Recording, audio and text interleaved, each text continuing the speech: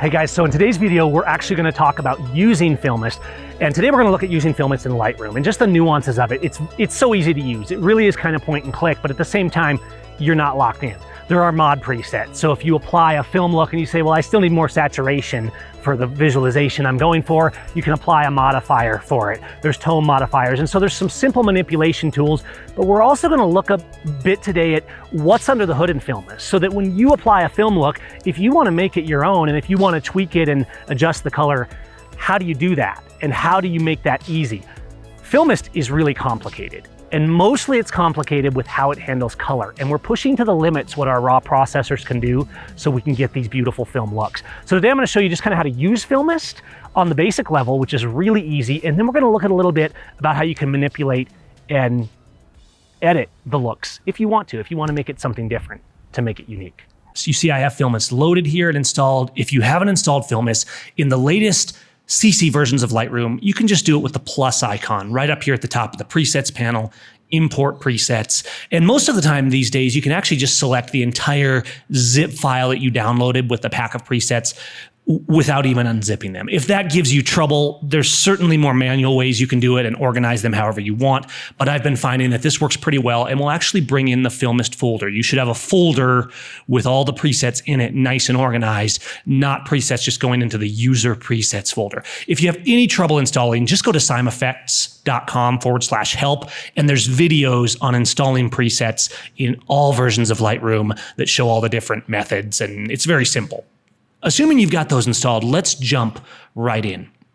I actually thought about whether I needed to make a video like this for Filmist because it's so simple. It's very straightforward. You come into Filmist, you've got a few utility tools. At the bottom, we got some mods, and we'll look at those in a minute. But for the most part, you got all these beautiful film stocks, some of them directly emulating classic film stocks to the best of our ability in digital, and some of them a little more concept-based or variations of classic film stocks, but again, really trying to channel the beauty, the subtlety of film and bring that analog to digital. So let's just kind of go through though. You can pretty much rely on any of the presets to just work. These are global presets for the most part, which means you click one, and let's say I do Agfaflex 45.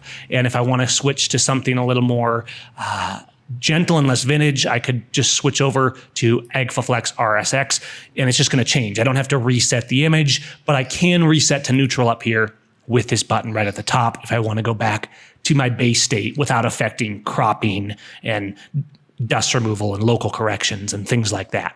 So I can actually just go through, and you're going to find some indicators throughout the different presets. So as you go through, you'll probably see a lot of films you recognize. You might go straight to Portrait, for example, and we have some really nice portrait emulations. We've put a lot of work into getting our portrait emulations really dialed in. And frankly, with all of our emulations meant to emulate a classic film, but things like Portrait are really famous and there's a certain expectation, and we've gone through and really tried to make something not that just looked good on one image, but that works in any situation.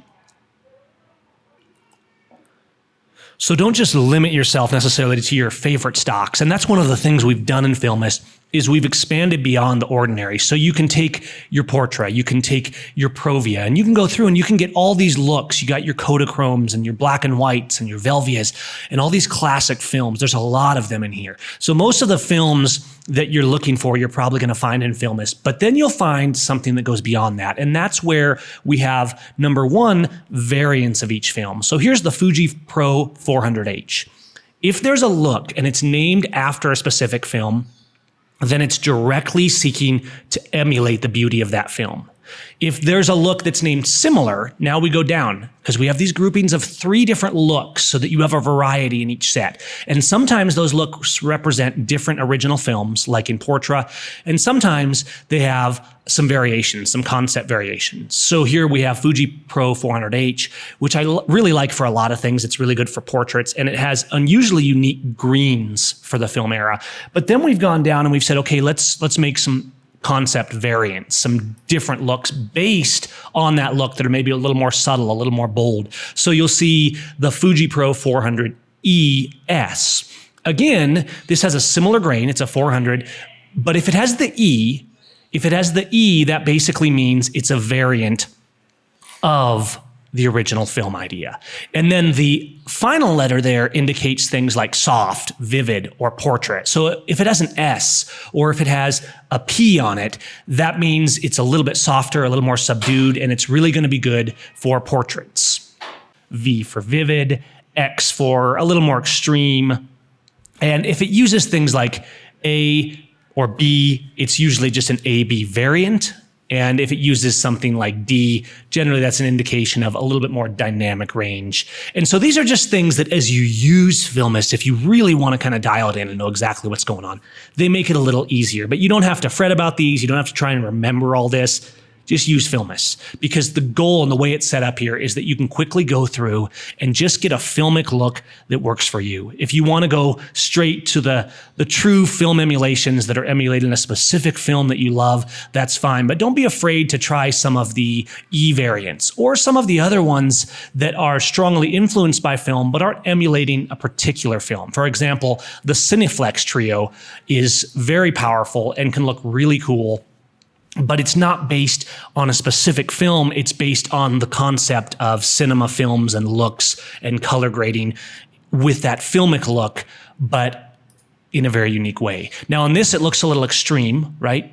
But don't assume that these aren't going to work, because one thing you're going to see as you go through Filmist is some stocks are brighter and some stocks are darker. And we find that this is actually true to film itself. Different film stocks were more than just a color shift. Some of them had deeper shadows. Some of them lifted the shadows. Some of them had different highlight roll off. And we've really worked hard to capture that feeling in Filmist. One of the things you'll see at the top is push and pull. And so the idea here is making it very easy to get a lighter or a darker look. So on this particular image, which in its raw state is exposed pretty well, maybe a shade on the dark side, right? And we could always go over here and manually adjust the exposure, because again, like all good presets, for the most part, these leave exposure alone. They assume that you've exposed right so that they don't screw up your image. So the best thing usually to do with your images is to start in your grid mode.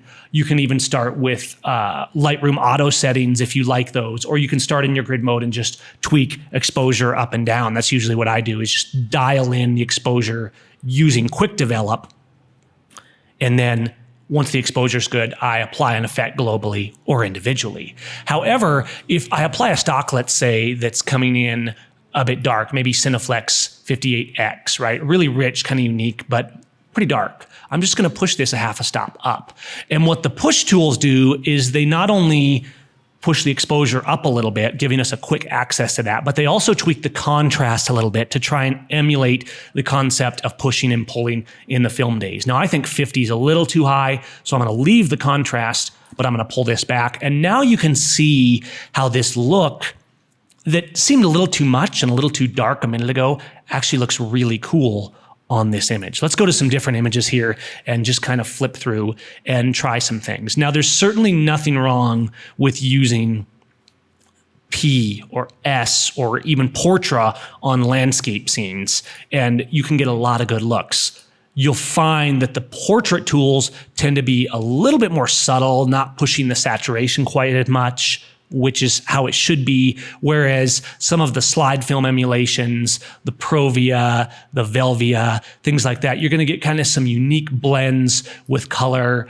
and saturation and things that tend to look really good in nature scenes. But again, that doesn't mean those won't work in portrait scenes. So honestly, let's just flip through and go through some images and just look at how quickly we can select. And then we'll look at those mods and you can see how easy it is to do this. So I'm going to start up here. We're going to do Chromix, which is a slide concept film.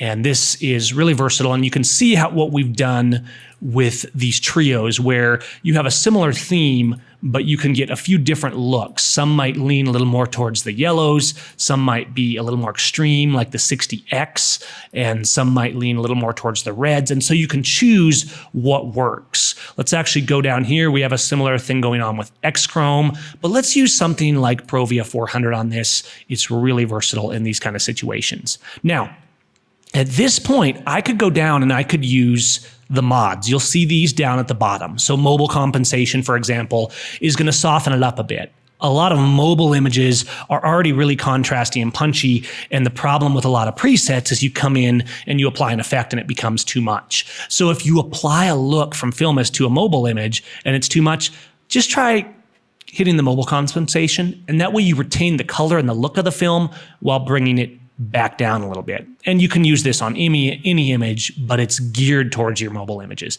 I can add vignettes, clarity boost.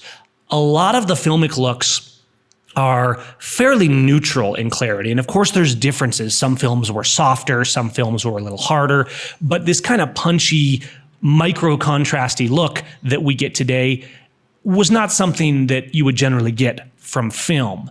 That doesn't mean you never want to mix it though. We didn't make Filmist with the concept of rules and dictating to you how your images should look. So you can do that however you want. If you find that the color is a little bit too much, you can mod the color booster. So all of these that say mods are going to leave all your other settings alone except what they need. This one changes the curve, so it's altering the look of this a lot. Most of these you'll find don't alter the fundamental color settings at all. The color booster, for example, increases saturation. Contrast pull, again, we're leaving the color alone while pulling back on the contrast. The same for contrast push. So you can use these to dial in an image that may not be coming out quite the way you visualized it and quickly mod it.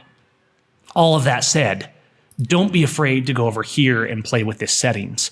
One of the reasons I love presets, and I've made presets and talked about presets for years, is not only for the workflow, but because you can quickly go and you can apply a look and then go wherever you need to with it. So let's say I want to put the Color Pro 400 profile. Let's try the 800. That looks nice. Color Pro 1600. Let's go down to something that's going to be a little brighter, like Natura 1600, which is pretty intense on this. We can try Portrait, and you can see how we're getting all of these looks, and I can just pick the one that works the best. This one, 160V, works really good. Now let's go over here and just up that exposure a little bit, and it's a beautiful image with good colors. But as you can see over here, if I have an image that maybe the reds are a little off, right? Maybe I ran Natura 1600. And Natura 1600 is meant to emulate that look, but maybe for your given image, it's leaning a little too red. Now, maybe it's because of your white balance. You can actually pull back, for example, on your reds in the white balance. But another thing you can do is don't be afraid just to tweak with your presets and even make your own variants. So while a given preset in Filmist is meant to emulate a look, you can still take the influence of that look and make it your own. For example, I could take the reds or the oranges and shift them a little more towards the yellows and see how I'm softening up. Now, in some images, this will be too green. And we determined on Natura that the look we used was actually the best. If I take this image here and I use Natura 1600, it looks really beautiful right out of the gate. We got that rich kind of intense grain. And then you can see we've made some electronic variants of that that are a little bit more subdued, a little bit softer, and we can mix it up. So in a way, it's kind of like a high, medium, low, but also not, because the variants in Filmist are not simply there's more saturation on this one or this one's more of that. They're actually different filmic looks that are based on the main look, but can often look completely different. And what this does is it gives you a really lot of control over the output. You can quickly get to a look that's going to work really well for you by simply moving around and deciding what look you like. And the goal is that as much as possible, you don't have to manually tweak settings, but at the same time, I always want to encourage you, if there's something you want to change it. If you apply a preset and it might look great, but you're like, man, I wish it was just a little more red, just go tweak with your white balance. Or if you want to dig in deeper, go tweak with your HSL. Most of the time, you're not going to have to, though. And that's the beauty of Filmist, is it's really designed to get that Filmist look out of the gate. And more importantly, to get us a lot of different looks that we wouldn't achieve otherwise. There's nothing wrong with doing it all manually and getting a look from scratch. The problem is, if we work that way all of the time, we tend to not actually get as much variety. We don't try as many things as we would otherwise. Let's go down to the Sol profile, because the Sol Flex 100, I think, is going to look good with a half-stop push, and boom, it's beautiful right there. So you can see how I'm just quickly going through, and I'm actually able to edit these with these really rich looks just as I'm talking. Cineflex is a little bit extreme on this, but Agfaflex RSX or Agfaflex 45, which is a very vintage film that dates back to the 40s. Honestly, even though it's a little intense, it is kind of a favorite of mine because it looks really good on a lot of images. But let's go down and look at something like Ektar 100B, which actually looks gorgeous on this one right here. And why is there an A and a B on certain ones? If we look at Ektar, there's these two variants, and we have 800E because that's a concept film, right? That's an electronic variant based on the idea of Ektar. But the A and B are actually based on studying actual scans of Ektar. And the reason there's two of Ektar is because Ektar, in my opinion, and I think in a lot of film lovers' opinions, is a very important stock. And I found that in different scenes with Ektar, whether it be different batches or different lighting conditions, it didn't always respond the same. Digital is its own thing. And that's why I still recommend that people go out and shoot film sometimes, because it's a wonderful experience. And while I think that we've outdone ourselves here getting filmic looks, that doesn't mean digital will ever be film. Film is still film and digital is digital, and we can cross over both. Just like we use film and then scan it and use our digital tools, we can use digital and use filmic tools like this to get beautiful results. You can also set your Lightroom in the preferences so that when you mouse over, it shows a full screen preview. I find that slows down the system a little bit, and so I'm not a big fan. But whatever it is that you want to do, let's go down to something warm for this wedding shot and do something like Polacolor. So it's very gentle and soft and warm. And we've really tried to get back kind of to the roots of that with Filmist, to the idea that not everything has to be intense. Not everything is about ultra saturation. Filmist relies on the subtlety of how it uses colors, tone, and advanced curves, including digging into the red, green, blue curves. A lot of these are very complex profiles that we spend a lot of time designing, and you can apply them and tweak them to your heart's content to get whatever look you want. But one thing we did emphasize with Filmist is we did a lot of testing, and as much as possible, we tried to make all of the stocks as versatile as we could. Meaning that, as you can see, I'm going through here and I'm applying a lot of different looks to a lot of different images. And while they're radically different from each other, just like film was, they work on almost every image. And we can go through and we can just decide which one works the best for us. Let's put Pro V on this because it's just rich and it looks really good. So you can see here kind of what we've done, where we're going. You, of course, have a selection of black and whites. We have a complete black and white pack called Silver, but we've done some specific black and white emulations that emulate those classic films that we know and love. Filmist is a simple collection, but you're going to find that there's a lot you can do with it. You can add the look you want. You can use the mods, and then you can tweak it to your heart's content if you want to play with it more. Another thing we should cover is Lightroom Mobile or Lightroom Web, as well as the Lightroom Mobile app. And it works the same in terms of presets, which is really great. So you can see if we go here into Lightroom Web, we can click the presets tab. And while functionality in Lightroom Web in general is a little more limited, for most things I do use Lightroom Classic. I do like being able to use Lightroom Web for mobile images and things like that. Of course, you can still put raw images, and we can bring in the same images right here in Lightroom Web and on the mobile that we used elsewhere, and the processing will be exactly the same as it was. But I find myself using Lightroom Mobile and Lightroom Web for mobile images like this one, and just really like that you can mix it up and we can get these same effects on our mobile images. And of course, if I find it's a little too much, I'll go down and use the mobile compensation to dial it back. But honestly, it depends on how the mobile image was made and how the intelligent processing was done on that image in the mobile, how much information is there. One of the things to keep in mind is you can install presets from right here in Lightroom Web. If you want the presets on your Lightroom mobile, on your app, on Android or iOS, they need to be in here in Lightroom Web. So you can install them the same as you would in Lightroom, more or less using the import dialog box right here at the top of the presets panel. However, if you've installed the presets in Lightroom Classic CC, they are supposed to show up in Lightroom Web and then automatically in the Lightroom mobile app.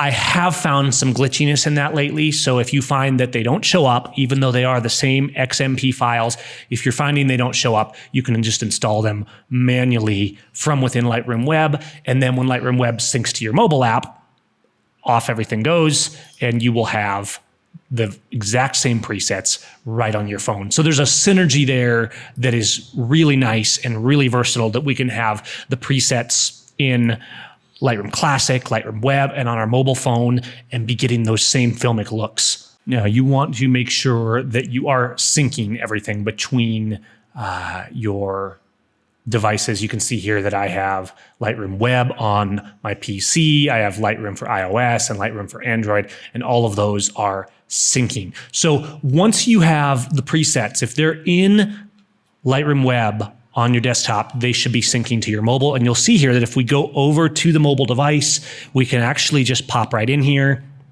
and we can load up any image on Lightroom Mobile, whether it be an Android or iOS. And we can go in, we can go over to the presets icon over here, and we have everything right there. And so we can just select our image.